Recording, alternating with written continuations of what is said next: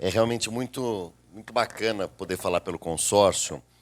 Eu trago um abraço do Gabas. A última vez que eu viajei, o Gabas estava numa mesa no Sindiquímica, com ele, inclusive. Estou aqui procurando minha colinha. O Gabas não veio, está chegando de Brasília agora, acabou de desembarcar de Brasília. Mas, enfim, é muito interessante poder falar do Consórcio Nordeste nesse momento que a gente está vivendo, que é um momento muito interessante, essa semana especificamente, mas esses tempos que a gente tem passado, porque o consórcio está realmente envolvido diretamente nessa pauta. Mas eu quero contar primeiro um pouco mais o que é o consórcio. As pessoas Sempre que eu vou falar do consórcio, eu percebo que há uma vaga ideia do que é o consórcio Nordeste, pouca informação, um bocado de ilusão, que deixa a gente vaidoso, mas a gente sabe que não é exatamente desse jeito, a gente quer baixar um pouquinho a bola. Os números que a Gina mostrou agora, e quando ela fratura o tempo entre 2003 e 2012, 2013, 2014 e 2023, ela não faz isso à toa, né? A gente sabe que a gente passou no Brasil nesse período de 13 a 16 e o que veio depois, né? Essa fratura estatística que ela faz ali mostra muito bem o que foi o Brasil nesse período e qual foi a relação do governo central com o Nordeste nesse período. Não é à toa que aquelas coluninhas azul e vermelha se desencontram muito drasticamente, não só na indústria extrativista, mas principalmente nela, no período de lá para cá, de 14 para cá, de 16 vai aprofundando, e o ano de 21, quando ela mostrou na indústria de transformação, se não me engano, é assustador. 23 na extrativista, assustador. Enfim, bom, não vou ficar aqui chorando as pitangas, quero olhar para frente. Mas eu preciso registrar também que o consórcio ele nasce em 2019. O consórcio não é 2019, não é os governadores e governadora, na época só tinha a Fátima, decidiram criar o consórcio porque eles acharam bonito. As coisas têm história, né? Tinha um fórum de governadores que atuava desde 2003, o Fórum de Governadores do Nordeste, que era um espaço de emissão de opinião política. Há que se lembrar que a gente tinha naquele período, né, o Wellington era governador no Piauí, o Jacques Wagner depois foi governador aqui na Bahia. Então a gente tinha um conjunto de governadores nesse período de 2003 até 2018, em que os governadores do Nordeste foram entendendo que era preciso atuar em bloco na relação política com o governo federal e com o parlamento. Em 2018, acontece uma greve da Polícia Civil no Ceará. E esse é um dado importante que a gente não publica, não registra, não publiquem, não registrem, não precisam fazer isso. Mas é importante a gente saber que nessa greve da Polícia Civil do Ceará, os governadores do Nordeste, assim como fizeram agora com o Rio Grande do Sul, mandaram para o Ceará policiais. O Piauí mandou, a Bahia mandou. Só que não tinham nenhum documento que abrigasse essa decisão naquele momento. Esse foi um dado. Aconteceu lá, foram, acabou a greve, voltaram para os seus estados, ninguém ferido, nenhuma confusão maior. Mas mostrou-se que era importante transformar aquilo que era um fórum de governadores, dar uma institucionalidade para aquele arranjo, para aquele acordo político, transformar num arranjo político mais consistente. Veio a eleição no final do ano. Vocês sabem como o Nordeste se comportou eleitoralmente em 2018. E 22 também. E naquele momento, desculpa, eu não resisti a essa vaidade. E aí, em 2019, os governadores, numa reunião em São Luís, Flávio Dino foi o anfitrião naquele momento, era o governador do Maranhão, decidiram transformar aquele fórum de governadores num consórcio Nordeste. Então, o consórcio Interestadual de Desenvolvimento Sustentável do Nordeste, ele nasce em 2019 Num momento importante, há que se registrar que, dos 9 governos de Estado, havia 6 partidos, governadores e 6 partidos naquele momento. É sempre legal mostrar isso, mas havia, primeiro, uma compreensão de que o Nordeste precisava atuar conjuntamente. Segundo, havia uma identidade política posta ali. Né? Não é uma identificação, não é uma uniformidade, não, mas tinha uma identidade política naquele momento. Era o Rui Costa aqui na Bahia, o Belivaldo em Sergipe, o Renan Filho em Alagoas, o Paulo Câmara em Pernambuco, o João Azevedo, que continua na Paraíba, a Fátima no Rio Grande, Fátima Bezerra, atual presidenta do consórcio, era governadora no Rio Grande do Norte e continua. Era o Camilo no Ceará, o Wellington no Piauí e o Flávio Dino no Maranhão. Razoável, né?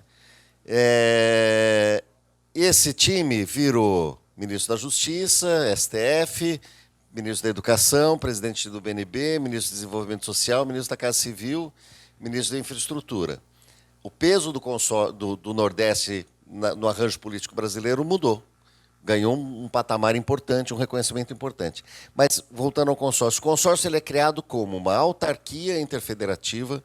Então, o consórcio ele é uma autarquia dos estados, que está lá no planejamento, na LDO dos estados. Os estados financiam o consórcio por um contrato de rateio. Então, nós somos uma ferramenta de gestão dos 9 governos de estado que atua por meio de articulação de pactos.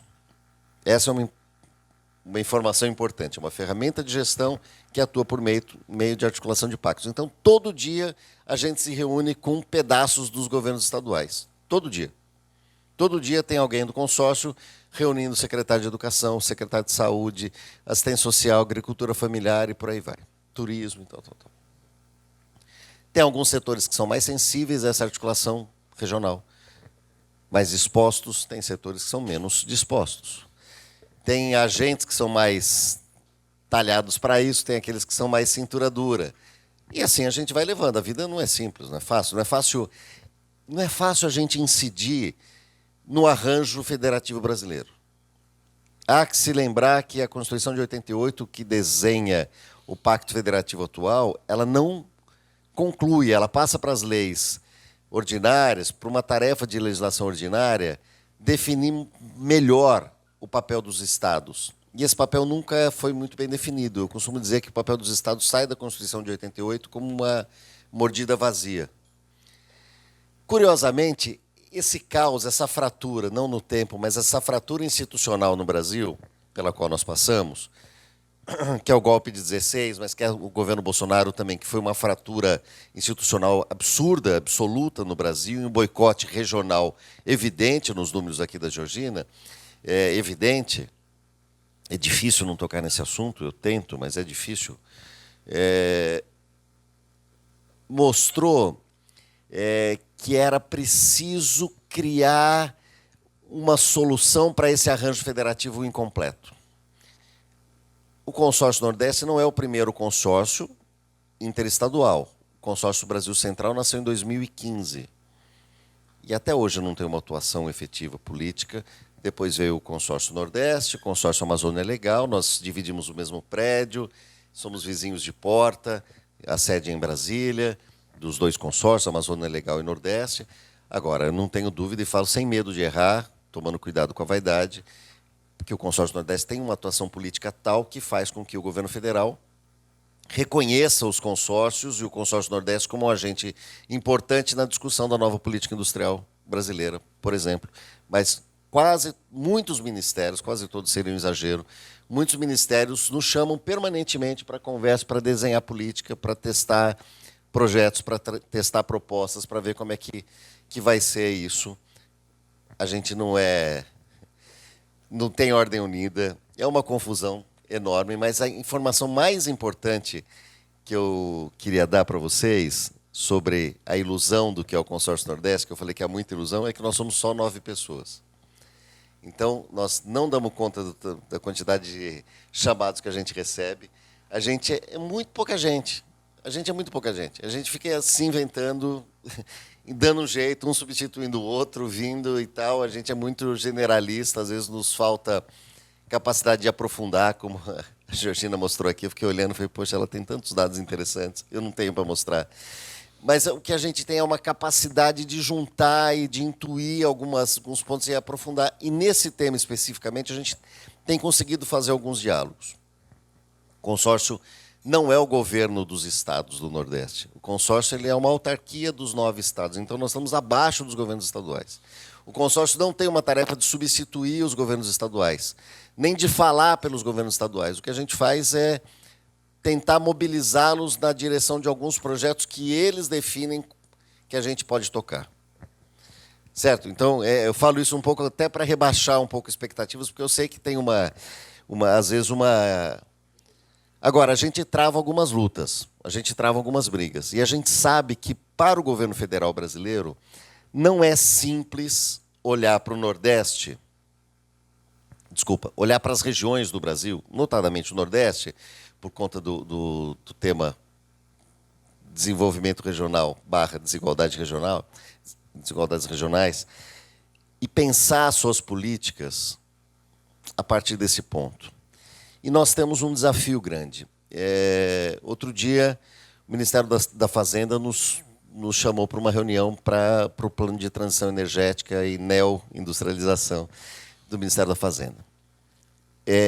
Eu vou falar isso porque foi uma intervenção que eu fiz nessa reunião com o Ministério da Fazenda. Eles mostraram um plano muito legal, transição energética, novas matrizes, e em nenhum momento fala de desenvolvimento regional como premissa. Fala no final, a consequência será que as regiões e tal. E a nossa provocação foi essa, falar, enquanto governo federal não entender que o problema da desigualdade brasileira está também, e talvez principalmente, na desigualdade regional, enquanto não atacar esse ponto de partida, enquanto não pensar os seus planos de desenvolvimento, vários, a partir disso, não vai andar. E foi um tensionamento muito legal, porque a gente é solidário com o governo federal, né? A gente não fala a partir do lugar da oposição, a gente fala a partir do lugar de parceiros, né? O consórcio, todo mundo é parceiro do governo federal. Então não tem esse risco, ao menos por enquanto, não tem esse risco da gente fazer isso em oposição, a gente faz isso em parceria. Eu dou um outro exemplo muito claro. Nós ontem tivemos reunião com o Ministério do Meio Ambiente. Um dos ministérios mais difíceis para a gente interagir.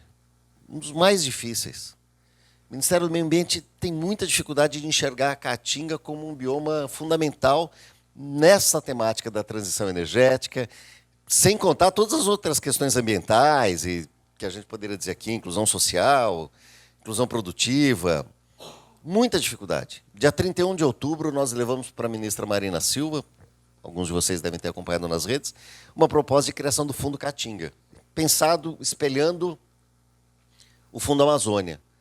E essa pauta do Fundo Caatinga não está dissociada dessa mesa de reindustrialização e crise climática. Dessa mesa e dessa atividade, dessa pauta da Rebrip. E a ministra Marina olhou e falou, qual a relação disso com o Fundo Amazônia? Eu falei, a gente pensou no Fundo Amazônia, mas é um outro bioma, né? Uma outra lógica. Uma coisa é a floresta tropical úmida, do imaginário de muitos de nós. Eu sou originário do Sudeste, mas eu agora sou sorocabaiano, vim de Sorocaba e sou baiano. E eu sempre pensei em Mata Atlântica, a floresta alta, úmida. A Caatinga é uma floresta tropical seca, cuja expressão floresta tropical seca é até um conceito novo, porque nenhum movimento ambientalista enxergava a Caatinga como algo importante. E aí vem o INSA, várias universidades, o Nordeste tem 600 instituições de ensino superior, universidades ou IFES, e tem muita gente pesquisando a Caatinga, e a gente descobre que a Caatinga tem uma eficiência na retenção de carbono muito maior do que a Amazônia, por exemplo. Claro que não em volume, porque a Amazônia é muito grande, mas a eficiência de retenção de carbono no solo, porque a Caatinga é uma floresta para baixo, é uma floresta de ponta cabeça, como se as raízes estivessem para a vista e a floresta está para baixo. E a hora que a gente mostra isso, a gente percebe um certo desconforto no MMA. A gente fala, pô, mas a Caatinga, eu preciso de dinheiro para a Amazônia. E a gente fala, a gente precisa de dinheiro para a Caatinga. Porque se a gente tem que enfrentar a crise climática, não é nem plantando catavento indiscriminadamente, nem jogando mata-mato no solo para fazer solar, mas a gente tem que preservar a Caatinga. A partir de quais bases, quais critérios? Recuperação de área, inclusão social e produtiva, porque a Caatinga tem 80% desse bioma, ele é antropizado. A gente tem 28 milhões de pessoas que moram na Caatinga. A gente tem a maior produção de alimentos da agricultura familiar do Brasil, é produzida na Caatinga, sem água, em condições adversas, com muito sol. Não é na Mata Atlântica, porque não é no Cerrado, porque lá é a agroindústria. A agricultura familiar está aqui. Oi? Parte. E aí tem o tema da desertificação e tal, mas eu estou dizendo. Como esse é um tema que eu estou tratando, eu fico até mais empolgado para falar por mais tempo. Mas nem vou fazê-lo. Eu só quero chamar a atenção que, às vezes, o diálogo com o governo federal, nosso governo, às vezes é difícil para chamar a atenção. O Nordeste é uma outra coisa. Ah, mas o Brasil, não, são muitos Brasis. Beleza, agora nós temos que olhar, pensar a desigualdade, pensar a neoindustrialização, a reindustrialização. Eu não estava na mesa do Gabriel ontem, não sei o que é o certo que eu tenho que falar aqui, estou um pouco inseguro. Mas, a partir dessa lógica de eficiência energética, então o Banco Mundial vem aqui e fala, vou colocar X bilhões de dólares no Nordeste, porque o Nordeste vai ser a nova Arábia de produção de hidrogênio verde. Ah, legal, mas eu quero disputar o que é esse hidrogênio verde. E não é uniforme. Eu não vou dar nomes aqui por cuidado comigo mesmo. Mas tem estado que quer produzir hidrogênio verde apenas para exportação de amônia. Tem estado que quer usar hidrogênio verde para, aí eu vou citar, notadamente a Bahia, para redesenhar sua matriz industrial. Então, beleza. Eu vou produzir, eu quero investir em hidrogênio verde aqui, quero grana para isso, mas eu quero para a indústria aqui primeiro, o resto a gente exporta. Bom, mas o que a gente faz com isso? Bom, a gente bota os estados para conversar e brigarem. E claro que eu não preciso que os outros 8 estados façam como a Bahia está fazendo. Eu também não sei dizer, a partir do consórcio, dos generalistas do consórcio, que o que a Bahia está propondo está correto, não precisa de crítica. Talvez precise de crítica. Enfim, a gente está contratando o Senai e Cimatec, inclusive, para nos ajudar a pensar essa neoindustrialização sob a ótica da Caatinga, sob a ótica dessa realidade. Eu me perdi no tempo, viu, Michael? Não sei como é que eu estou, você me ajuda aí. Essa realidade climática que a gente está enfrentando. Então, nós temos algumas coisas que nós estamos fazendo e que são importantes dizer. Primeiro, quinta-feira a gente viaja para a Europa. A partir de domingo começa uma missão, a segunda missão internacional do consórcio, em que os governadores e governadoras irão a Roterdã para um summit de hidrogênio verde. Então, vão visitar a feira, vão ter várias reuniões, tanto B2B, né, estados com agendas específicas, mas principalmente reuniões com seminário com vários agentes desse mercado de hidrogênio verde na Europa. É a principal feira de hidrogênio verde no mundo, em Roterdã. Depois nós vamos a Bruxelas, porque vamos ter uma reunião com a Comissão Europeia, com a União Europeia, para mostrar para a União Europeia o seguinte: a indústria verde do Nordeste, a gente não quer, a gente quer ser parte da transição energética do mundo. Nós entendemos que o Nordeste está... Só o evento a gente sempre teve, mas só o evento não valia nada. Agora só o evento vale muito. Então nós estamos num lugar estratégico. Estratégico para a Europa, porque a distância dos portos do Nordeste, notadamente o de Natal, para Roterdã, para a Europa Ocidental, é muito pequena. Para exportação, porque for necessário dessa comunicação entre Nordeste e Europa. Nós queremos apoio para a gente fazer isso, preservando a Caatinga, Nós queremos fazer isso para não só preservar, mas a gente quer fazer um processo de inclusão produtiva e social. Não é a lógica ambientalista da Amazônia, é uma lógica ambiental de sustentabilidade da Caatinga. Nós queremos apoio internacional para isso. Não queremos ser o quintal para devastação absoluta aqui para o Rio Grande do Sul, já nos mostrou que não dá certo fazer isso. Enfim. E depois nós vamos à Alemanha. A Alemanha para algumas agendas também, todas nessa pauta de neoindustrialização. Aqui está minha colinha, gente.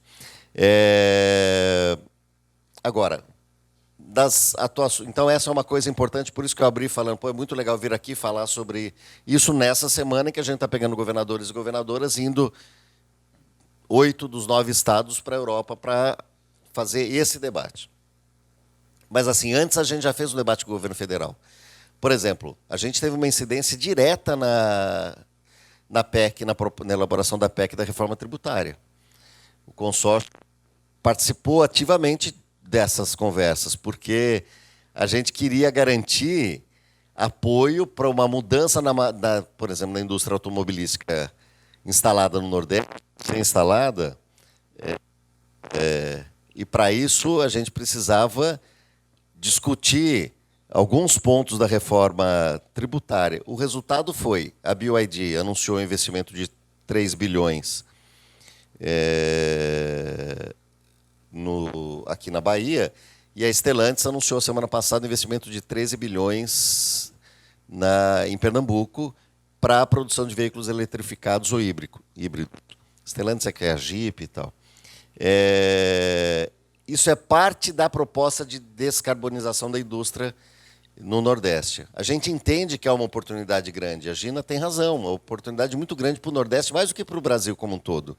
A tendência é inverter essas barrinhas aqui, se a gente souber fazer direitinho. Não é? O MIDIC também nos chama para conversar. Falou, olha, eu tenho aqui um plano de indústria verde do MIDIC. Podemos conversar com o consórcio para saber como é que a gente pode pensar esse plano de indústria verde, porque a gente tem pouca conversa com o Nordeste e podemos fazer, a gente tem feito, sempre nessa perspectiva da descarbonização. Agora, por exemplo, algo que nasceu do consórcio mesmo, assim, do Gilles, alguns aqui devem conhecer o Gilles Azevedo, que foi chefe de gabinete da Dilma, é da nossa equipe, que é um programa de minerais estratégicos ou minerais críticos do Nordeste.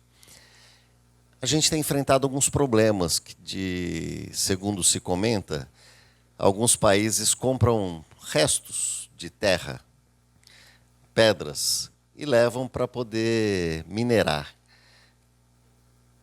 para conseguir tirar o lítio e outros minerais da cadeia de terras raras, que vale muito hoje.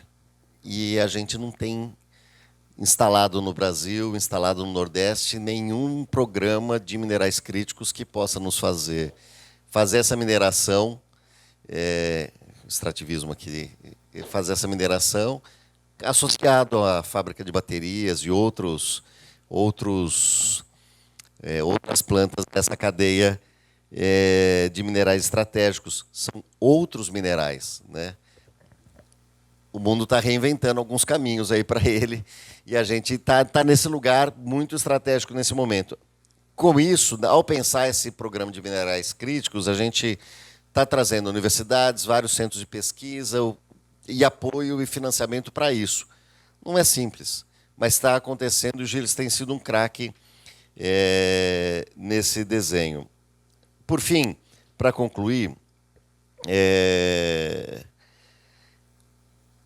a gente precisa, primeiro, reforçar a ideia de que o Nordeste precisa atuar conjuntamente. Há casos, e eu vou, para não pensarem que só há flores nesse caminho, eu vou dar um exemplo e citar aqui, porque foi do governo anterior. A gente tem câmaras temáticas, né? Reúne câmaras temáticas de várias áreas. Eu fui fazer uma reunião, logo que a gente surgiu em 2020, da Câmara Temática de Turismo. E juntei os secretários de turismo numa reunião, a pandemia tinha começado, para pensar essa situação, uma reunião virtual. E aí o então secretário de Turismo do Ceará falou, eu não tenho nenhum interesse nessa reunião. Porque eu quero roubar o turista, ou trazer o turista da Bahia, que iria para a Bahia, que iria para Pernambuco, eu quero levar para o Ceará. Eu não quero pensar o Nordeste. Aí foi um desastre. E eu estou sendo até educado aqui no relato, porque foi um desastre. Pancadaria para tudo que era lado. Uma dificuldade de pensar regionalmente, assim. Só estou contando isso porque esse cara é ligado ao Ciro. Senão eu não estava contando para vocês. É só por isso que eu estou contando. E foi um desastre. O que a gente começou a fazer? Falamos, bom, a gente não pode deixar de trabalhar o turismo. Vamos pensar uma outra coisa. Vamos começar a pensar rotas turísticas. E aí a gente começou a Rota das Emoções, aí vai ter do Cangaço, tem várias rotas do Cariri. E aí você junta 3, 4 estados e começam a sair um plano de turismo que envolve base comunitária, que envolve outros aspectos, e que é uma indústria poderosíssima, e a gente só pensa em sol e praia, mas você tem o turismo religioso, tem o de base comunitária, você tem a Caatinga como um atrativo importante, histórico, ambiental, enfim, há muitos caminhos. O Nordeste não é só sol e vento. O Nordeste não é só um descampado para produzir hidrogênio verde do jeito que quiser para exportação. Nós temos uma localização estratégica, nós temos infraestrutura, rodovias, o maior litoral brasileiro. Nós temos infraestrutura viária, né, portos. Tem que melhorar porto, tem que melhorar aeroporto, tem que melhorar rodovia, tem que melhorar isso tudo. Né, não é simples. As nossas estradas não são simples. Eu moro em Lauro de Freitas, demorei 1h40 para chegar aqui no Vila Galé hoje. É uma tragédia. Enfim, mas para o que nos interessa aqui, essa nem é a pauta. Lauro de Freitas, Salvador. É só que eu não aguentei. Mas nós temos centros de pesquisa, universidades, nós temos infraestrutura. Agora, nós precisamos melhorar nossa capacidade de planejamento conjunto, regional. Esse é o grande desafio do consórcio, de contribuir para que a gente faça um planejamento do Nordeste. Não é aquele documento que foi interessante naquele momento, a Tânia Bacelar nos ajuda, é consultora nossa, muitas vezes, mas o documento que a Sudene fez, que é o PRDNE, que foi entregue em 2019, que agora está sendo reelaborado. Mas nós precisamos de um plano regional, um planejamento regional para apresentar para a sociedade, para apresentar para o governo federal. A CUT é importante, outros tantos atores são importantes para a gente poder pensar. E isso tem que ser sempre renovado. As universidades, nós estamos criando um observatório do Nordeste, ou seja, nós temos vários caminhos, várias coisas na pauta. O fato é, a gente precisa mostrar para o Brasil que a hora do Nordeste é agora. A gente só vai ter que saber aproveitar. É um pouco esse o papel do consórcio. E eu agradeço muito a Rebrip, Fernando, agradeço muito a Rebrip pelo convite. E a gente está super à disposição. Tá bom? Eu não vou ser educado igual a Georgina, eu vou voltar lá no fundo, que eu nem tomei café da manhã hoje. Eu vou comer lá agora. E vou assistir de lá o Paulo falando. Obrigado.